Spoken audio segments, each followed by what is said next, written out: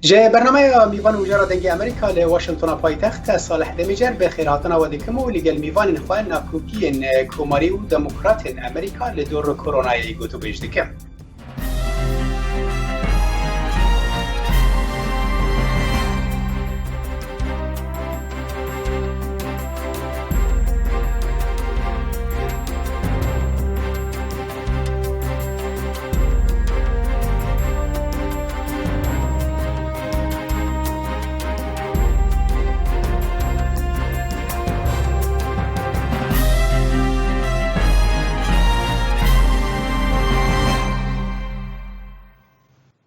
دمك داكو أمريكا بهم ولايات خو حكومة نافخوية هولك تند دنج بو جناف برن يانجي كيم كرنا بلاونا فيروسا كوروناي هن كوكين سياسي در كفن بيشو هردو بارتيين سركة ديمقراط وكوماري دوان ناكوكين خوين سياسي دا بحثا كورونا دكن بحثا قالك مجاردن دكن لكورونا يك جوان مجارانك جهة ناكوكينا دنافيرا گلک ولایت جهن کوماری لی دستلا دارن بحثا سسکرنا بندان و پیوانان دبه جه کو دموکرات لینا بحثا بهس کرنا وان دبه هر حال جبر کو سال جی سالا هلبجارتن آیه هنکی اف تندبون و اف ناکوکین سیاسی بهتر دیار دبن جبورونی کرنا و مجاری و بیجن باندورا وان ناکوکین سیاسی لسر جیانا روجانه امریکیان از بخیر هاتنا دو دکتوران دکم دکتور محمود عباس که شبکه سیاسی جه ولایت تکساس به مرایو دکتور کرمانج گندی پروفسور و ماموسته زانینگه جه ولایت تنسی به مرایو اون هر دو جی بخیر هاتن برنامه میوان و مجار دکتور کرمانج از پرسخوی که جه جمتده دست بکم یعنی اف ناکوکین سیاسیش خواه امدزان که ناکوکین سیاسی نابینا هر دو پارتیین سرکده هر لدارن یعنی زیدابونا وان دوی دمیداد گریدای به هلبجارتنان یانجی به کرونایی هلبجاردنا پتر لمخابن لهر جایی که دنیای سیاسی وی ولاتی وساده هزرن کو اول خلکی باشتر دزانن خلق چوا بجید موضوع بابت کرونای بابت کوملایتی نخوشی که گشتگیره جیانا خلکی حراسان کریه حتی نها بتر ل100,000 لامریکای مرینه روزانه دوری 3,000 لامریکای دمرن هزارانی دی گوی نخوشی مبتلا دبن وقتک نوکه خلک امریکای بتر شهرزایی پیدا کریه کوچوا خلوی طاعون الوی ویروس کووید 19 بپارێزت خەڵکەکە دەپارێزت پشتی هەنگی نێوەژیانە خەڵکیە ئەگەر ئەو بێن بابەتێکی سیاسی لێ مەوزوعی چێ بکەن و دیموکرات بێژن ئەم لەگەڵ هەندێکنا دەمام ماسک بهێتە گرێدان کۆماری بە تایبەتی ترەمپ بێژیتن نا پێویست نییە دیتنا من تشتێکی زێدە ڕۆیە لە سیاسەتێ ئەو مداخەلەکردنە لە ژیانە تایبەتی خەڵکی چون نوکە تو بەرێ خۆ بدەیە خەڵکی ئامریکای بەشێکی زۆری بەتایبەت وەختی دەچنە جەیەکی قەرەباڵغ دەمامکی گرێ دەدەن نکوان نا خەمە و نا ئەز نەباوەڕیشم هەندەی احتیمام بدەنە ئاخفتنێت جۆ بایدنی ئان ترەمپی کو او چد بیژن سر مسئله ماسکی بله هر حال از وقتی جنب دکتر از بیشتر جنب دکتر محمود یعنی دکتر محمود تجي وك دكتور كرمانج فيجري دي بصالح البجارتنان يعني ام بين برزبونا فانا كوكين سياسي جبركو صالح البجارتنايه لا اگر اف ام بيجن نخوشي دمك دندا صالك بلي يوم صالك بشندا باتا و عيني ناكوكيان هبانا ستاورز اشتراج میوانی دلارا بینره هجارا مراسی از مزینم دخالیت مزینم یک جه وارکی رمیاریتی ده به تایبتی رو هالبجارتن رولکی خوشک لیزی بس اف کبه ناکو کی نخوشی تریده دکوی گلک ناکو کی دیدش که یکو گریده یب ابوری امریکی و یا گود خوازن سراز بکن یا دو خوازن مثلا صرف بکن ده هندروی وێ جبۆنی نەخۆشیە ینی جبۆنی ئاریکاریا مەڵەت جبۆنی وا کەسێک گۆ ئیرۆ بێ کارمانە جبۆنی وا کەمپانیە گۆ ئیرۆ گەلکی دەست کەتنە لێ دبنگەها خۆدا شتێک و ئەرمێزێنم هەنێک ناکۆکیە گرنگ جبۆنی نەخۆشیە بخۆ هەنە ناوادا جبەر بۆ ئیدارا ترامپ بتەیبەت پرۆبلێمەکە گەلێکی گرنگ داخویاکردن جدەبوو خستە نەقەبا ڕەمیاریەدا و نەقەبا ینی علمدا بێچلۆڤێ نەخۆشیە سەرڕاست بکەی ژبەر ولەش گێمەدیت گۆن نەکۆکی کەتە نەقەبا ترامپ و فوجیدا ئەو ینی سەرۆکێ سەحا ئەمریکی یەگۆ هەرتمژگێ ینی بیر و بەهۆریە هەری گرنگ هەری نێزیک سەرێ نەخۆشیە دێخویاکردن دمێزیێنی ترامپ هەنێک ئێریژگێ بەردا سەرژبەر بۆ ئەوینا بهترێ وێ نادخوازێ وێ نەخۆشیە سەرڕاست بکێ دوارێ علم دە دوارێ ینی کارێ گرێدایی بزیشکیڤە ئەوە ها هەشت گۆ ناکۆکی بکەوێ ناڤەرە کە ئیدارا ترامپ و سەحا ئەمریکیدا نەگۆ ینی ئیدارا ئەمریکی تمامیدا ژبەر ولۆژگە ئەم دمەیزێنن هەن ناکۆکی کەتە ناو پارتیا کۆمار بخۆدا نا ئەو ناکۆکیت نەقەبا دیموکراتە کۆمار دەژگێ ینی ئەو ناکۆکیت ناڤەرە پارتیا کۆمار بخۆدا ژێ بنگی هێ دەرکەت بنگەها کە ئەمێ بێ نەخۆشیە سەرڕاست بکەن دوارێ ڕەمیاری دوارێ ڕەمیاریدا وەکە گۆتخۆم خستە بخت خازێ خێ بەرجۆندیا خۆ کە سەرۆکێ کۆچکات سپیدا و بێ تالین هانووکە دەرکەدێت کە بێت خوازی هەنێک قزنجیا بکەش بۆنی هەلپەژارتنا دەما ئەو ناکۆکیین کو دەناوە پارتیە کۆماریدا بەحساوەیە دکی ینی بهتر سیاسینەش بەردە دەستپێکە ئەم ببێژن دەستهڵاتە دۆنالد ترامپدا حتا هەنێک کۆماریژی وەک بێن هەنێک نەڕازیبوون دەبێ دەربارەیدا هەبوون یانژی بهتر پەیوەندیە خۆ بساغلەمیە هەنە ینی هەنێک ئەو ئالیە زانستی کو بەحساوەیەکی ینی ئەو ناکۆکیە دەناوە پارتیە کۆماریدا ئەس بەهۆریە دەما بنگەها خۆدا دەپشت پەردەیدا ئەو خۆ وارێکی ڕەمیاریە ناکۆکینە ڕەمیاری هەنە سەرواری ئەکۆنۆمی سەروارێ گۆن و ترامپ ئیرۆ گەلێک استراتیجیا ئەمریکی دمەشێنی نەبزانە بوونەکێ گەلێک جارا گاونەد ئاوێژێ بێگۆ ینی استیشارێ پارتیا کۆمارە بکێ ینی استراتیجیوێ بکێ لێ دەردخنە سەر میدیا دەردخنە سەر مەیدانی ئەنو ئەفتکەوێ وارێژ بۆنی نەخۆشیەدا مەسەن وەکە ینی سنەتۆری ئەمریکیە بۆ ئەو ئیرۆپلانێکدانی بووش بۆنی بێچقا پەراوی سەر بکێت ji بۆنی ئاریکاریا نەخۆشیەش بۆنی گۆچیۆ مەدرسە بکن دی بەریارێکدا نوێ دیسە ئاریکاریا مەڵەت بکن بدەفعکە دی وەکە گۆبەریدا گوێمی ملیار تریلیۆنە کونی فەرا بدن وەختێ گۆ ترامپ بەریارە خشیاندە سیناتۆرە گۆت بۆ ئەمێ دی دەریباتی عالەمی ئەمێ مەسەلەن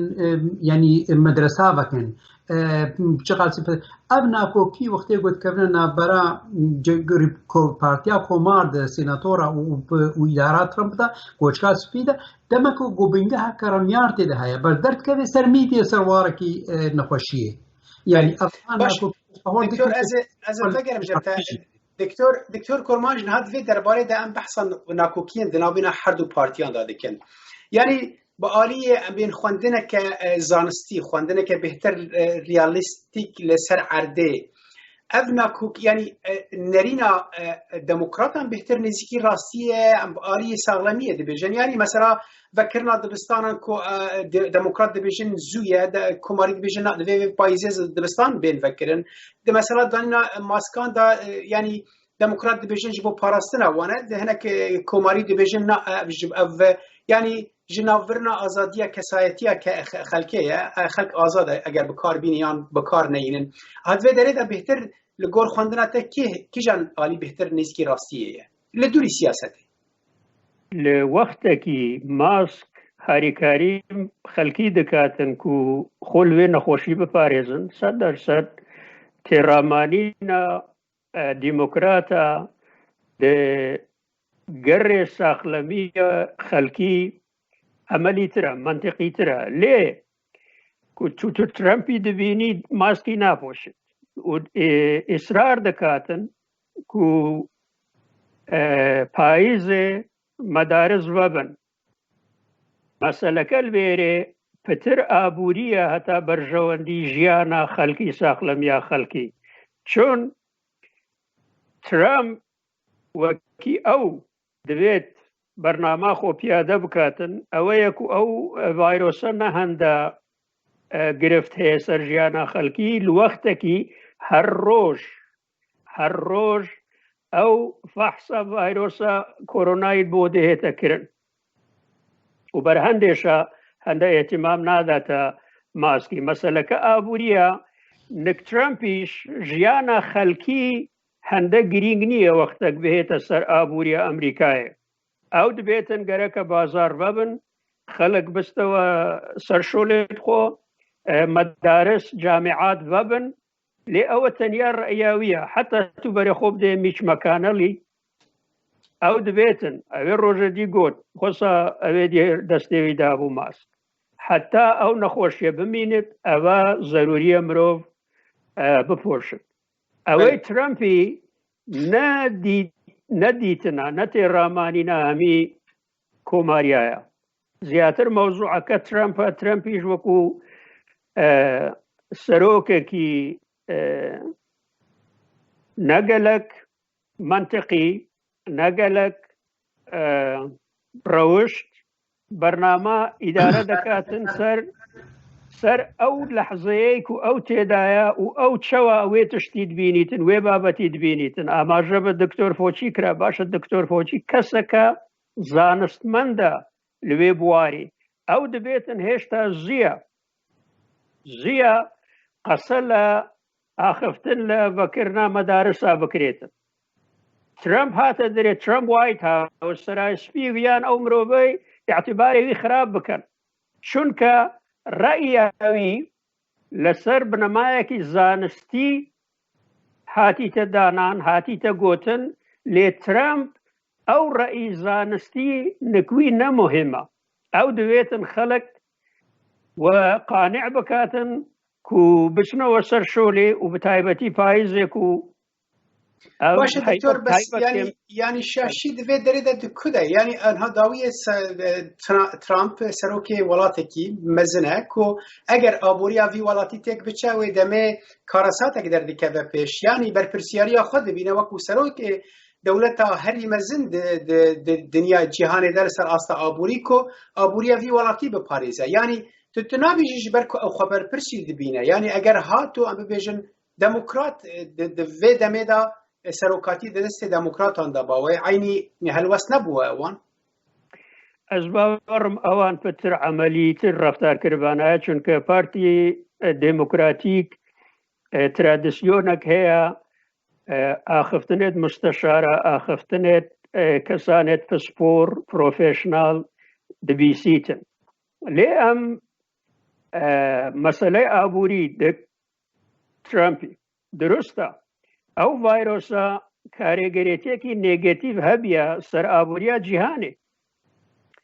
ئەمریکا بتەنێ نییە و لەوێ دنیایەدا ئابووریاوێ خراپ بوو بێت دەبەر نەخۆشیە کۆڤید 19 لێ تو بەرێ خۆ بدێ هەر وڵاتێکی تو دبینی ستراتیژیا وان بۆ ڕوبەڕووبوونەوە بوێ ڤایرۆسی زۆر لە هێ ئەمریکایە باشترە ئەمریکا تەسیری لە ئەقتصادا ئەمریکای لە ئابووریا ئەمریکای هاتیتەکردن هەر وەک کارێگەرێتی نێگەتیڤ لە ئابووری وڵاتێنە دیژی هاتیتەکردن لە ئەمریکایە 984 ملیار دۆلار ملیار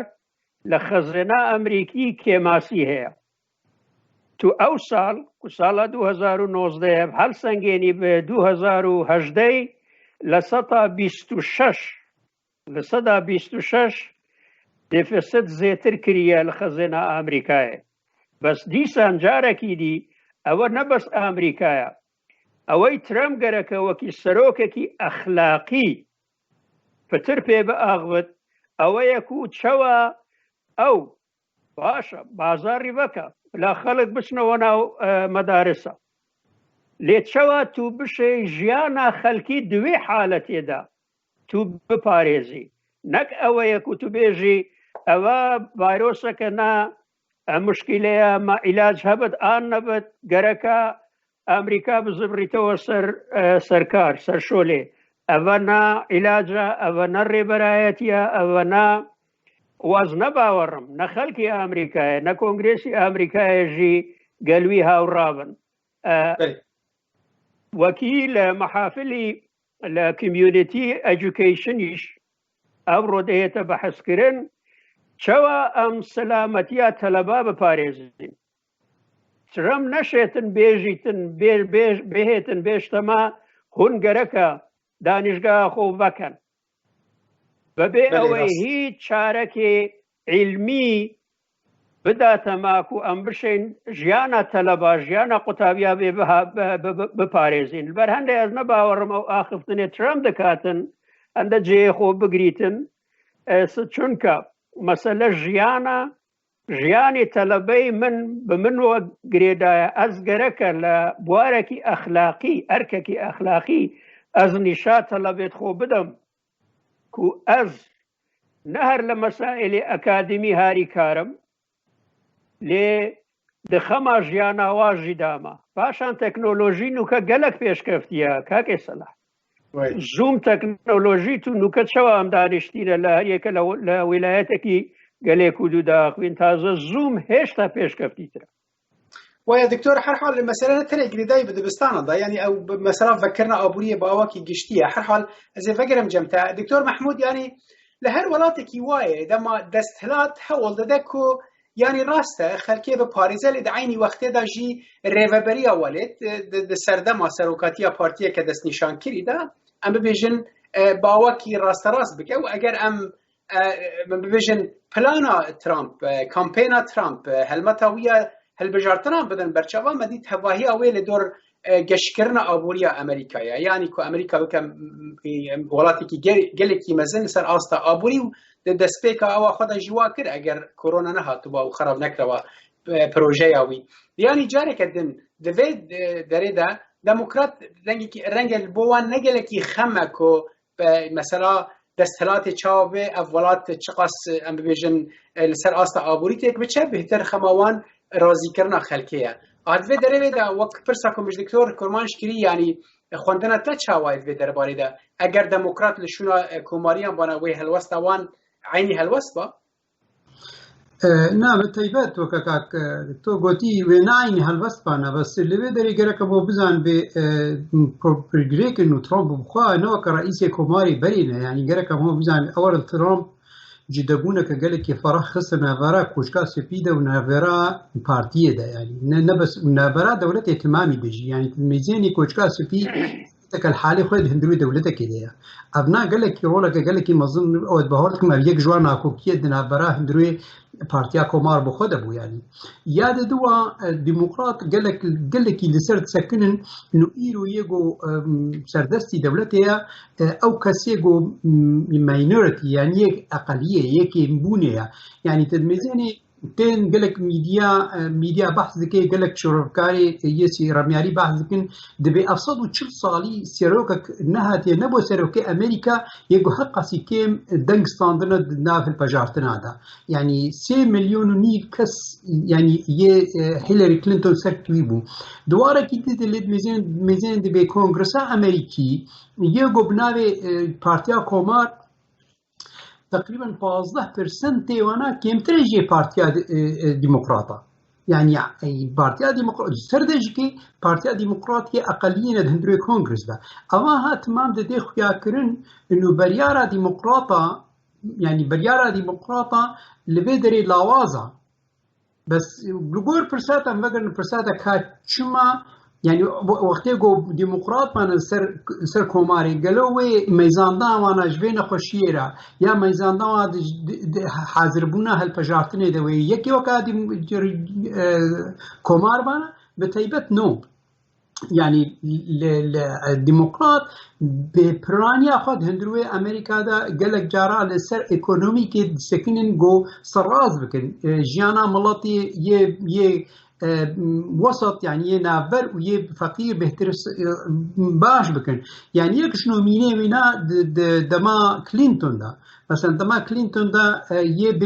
يبي كار ده تقريبا بس 6% دا يعني واركي هيد ديروكا امريكا دا تقريبا حتى صالي نكاي وارده يا ترامب نزيك ببو كهابو سي فاصلة تقريبا نيف تقريبا كهابو بريونا انها طبعا هاي شارته ونيفا تقريبا يبكار الهندرومانا ابنات كذي واري سر نقشيه ده لأزبه وردكم جو ديمقراط آماده من البرا بهتر وي اعتماد يعني زور اعتماد اخوا العلم كن يكي وكفوجي وي دنا بيش جو او برياري راسي بدي بكاتشلو في نقشيه سراز بكن يا تشلو بباريزن ملط جوي نقشيه وبهتر سر علم سكني بان النسر داخوازيا رمياري سكني بان دا وكا ترامب ايرو برياري بينا حمش كوشكا سبي دركبي نج مراكزي علمي دركبي. بله باشه يعني دكتور كرمانج هر چندی ما بحثا ناکوکین کوماریان و دموکراتان لدور کرونا يدكن ل ناکوکین وان وكما قلت صالح البجارتنا ناکوکین وان يعني جارن وهاي هر صالح البجارتنا دا گلک ناکوکی در دیکن پیش اون کو هنکی د سال دین دا کیم جید بند و سال دا گلک بلند بن یعنی یک جوان ام بیژن روبرو کو ام نبیژن اکتیو لسر عرده کی مانی ین سیاسی بون اون خو پیشاندان کل امریکا بوید درباره ام بیژن دما کو جورج فلوید جانا خود ناف دسته پلیس ج دستایی گلکی هنک شینو کارت بیژن کو دموکراتن اویک به کار انین درجی سروکاتیا ترامپ د درباره دا چی بیژی وكي ركابري وكي منافسة سياسي تشتكي شرعية ديمقراطة ويتشتي بكاربين ليه اگر ترامب وكي سروكي كي خمخورو سروكي تب امريكا رفتار كربايا ديمقراط ندشيان ويتشتي وي بابتي دجيوي بكاربين وقتي فلويد كجرا فلويد يك اقبول لو جوراي كوجدان مروفاتي تيدا هاتا هجاندن هندب ناجواميري وحشيقري او مروفا مروف وصح قال رفتاري قال حيواني قال اجلي رفتار ناكد لوي وقت يجي ترامب بيدنگ بو چن روجاكي تشتكي وصا نقود كو خلقي امريكاي هيور بكاتن توري خلقي امريكاي عادزي خلقي امريكاي او تقسيمي او تشيكريا لنتيجه سياستي خرابي او يكو بس تنه سرنج خود داتا بيسا خو بيجي جماوري خو وكيدي اوي ندي وكي او نصروكي وامبيتن وكي اوي دي او نا خلقي امريكاي بن موضوعي جورج فلويدي او قرق بو بهاد بايدري وكي تدبيجي ديمقراطا بو مسائل سياسي او بكارينان بلا او بهاد بايدري موضوع جورج فلويدي وكي دسكوتكي سياسي بو خوب كارينا بايا خمخوريا خون نشاب دا بايا وكو سروكك تلفونا بيوندي كربايا بمالا خان مالباتا فلويدي نشادا بايا كو اوكي سروكي امريكاي سروكي هميايا سروكي سبيايا سروكي رشايا سروكي اسبانيايا سروكي همي امريكايا لمخابن او مروبا حتى نهاجي وكي جناب الدكتور محمودي اماجا فكر سروكي كي وصل لتاريخ امريكاي نبيا كو كيمترين معلومات كيمترين زانست سر إدارة مملكتي هبيتن كيمترين زانست زانياري سر روشا سياسة خارجية أمريكاي هبيتن همو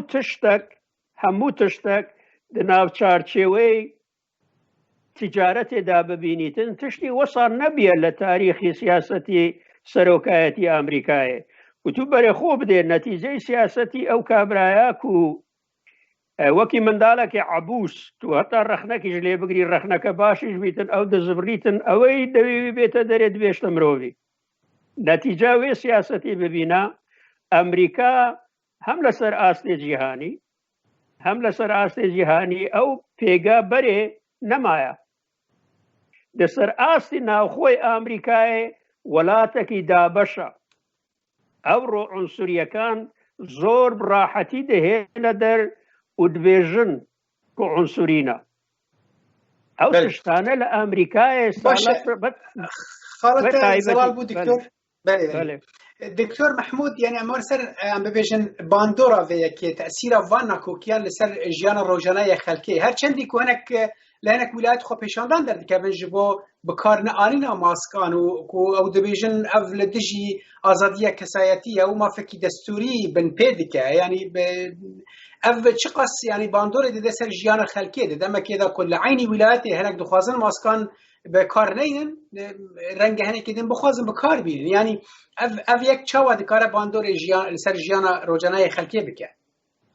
زانێگاک ئەفکەتە بتایبەت ئەوە هاژکی ژوارێ میدیا دەکەتش دما وەختێ گۆدیتە سەرۆکی ئەمریکا بخوا دەردەکەوێ سەر میدیا و ماسکێ نادەینی و اعتیبارێ بەعلم ناکێ و لەگۆر کەسێکی وەکە فوجی نامەیزێنێ بێ کاچرۆ نەخۆشی ئەv نەخۆشی بەلا دەبێ وەختێ گۆلێت مەیزێنن پرانیا مڵەتی ئەمریکا نەزانن دوارێ سەحات دوارێ پزیشکیدا نەزانن بێچلۆ نەخۆشی بەلا دەبێ ئللا وەختێ گۆفوژی و دەن وەختێ گۆ دیتن سەرۆک باسکێ نادەینی حتا نوکاوا بەری هەر درسێ ڕۆژێ تالیدانی ئەوش بوونی هەرپەژارتنا وەکە پرۆپاگاندەکەش بوونی هەرپەژارتنا خۆدانی تەمەکە بدەمەکە گۆپرانیا کۆمارێ ینی یە پارتیا کۆمار li gor serok diçin hawla vî nedanî em jî nadînî dikeve warekî dermiyarî de ne warekî informasyonê dî ilmî de eva ha dikeve wî warî da got yekî weka Trump yani hatiye meselen dibêje mesela ser Fox News cara talî dibêje dibe wala ev nexweşiya ha wê ji ber xwe veherê يعني وكا موجكا فصلية وفلونزا بهري يعني دمكا حتى انفورماسيوني بناي سر نخوشية وكا عادتي تننا اما طبعا هيليغو كسك جروبك هاي جملاتي امريكا لغورسروك هريش برغو انه برانيا وانا يغو والفجارتنا هل دكتور يعني حردو حر بارتيه كي جاركتن يعني اليجرين وان هنا وحر يكشي كاره اليجرين خدر در خسر كورونا ام دفرد بحثا راستیه ام ببیجن باندورا وی لسر جیانا روزانه اگر بریارک هات استاندرد دکتور کرمانج هر حال یعنی مثلا وی باندورا وی که لسر خلکی جیانا خلکی هيا و لسر انجام هالبجارتين ایسال جهنه خوندنا تدفي درباره دا چیه اگر تو بکرتی بحثایی که بکی یعنی تدبیجی بهتر شانسی که هيا کو ام ببیجن د سیاوان گوهرتن و ناکوکین هیدا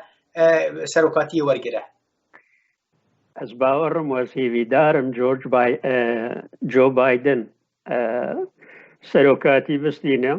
وەکی نوکات و بەرە خۆ دەدەیە ڕایگیری گشتی ئەمریکایە نیشا دەداتن کو بایدن بە دوو دەجێت 15 پوینت لە پێش ترامپیە و ترامپ بەرهەندێکی نوکە دیهی وەرە دبێژیتن از نتیجه هەڵبژاردنێ قبیل ناکەم چون دبینیتن جۆ بایدن گەلک لە پێشویدایە لێ لە هەر حالەتێکی ئەمریکا ماندیە ئەمریکا تاعبانە لە دە سیاسەتە ترامپی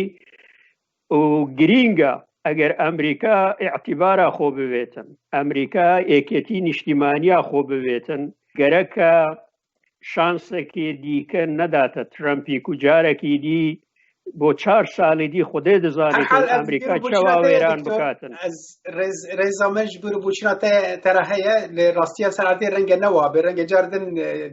پێشبینی چ جارە کاکێ ساڵات پێشبینی چ جارە سەدی سەد ڕاز نییە بەرێ خۆ دەدەمە ئەوەی و ئەو زانیاری و نوکەل بەردەستادایە سەروێ مەوزوعیتە ئاماژە پێکرد و هەڵبژاردنا ئەز وەسا دەبینم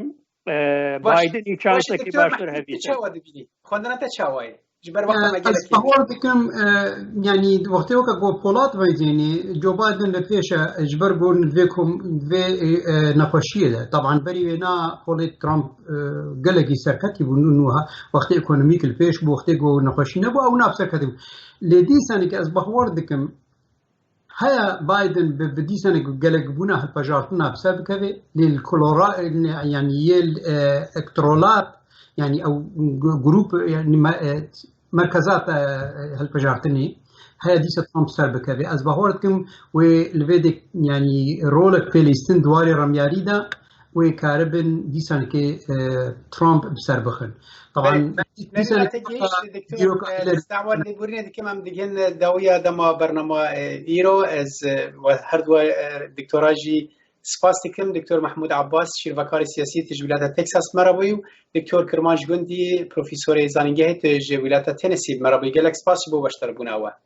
آسکن بین خیر خوشیده بینر هجال برام دگن داویه دما برنامه خو تا جرابه صلاح دمی جر خاطر خوشبخت خازم و بمینن دنا خیر و خوشی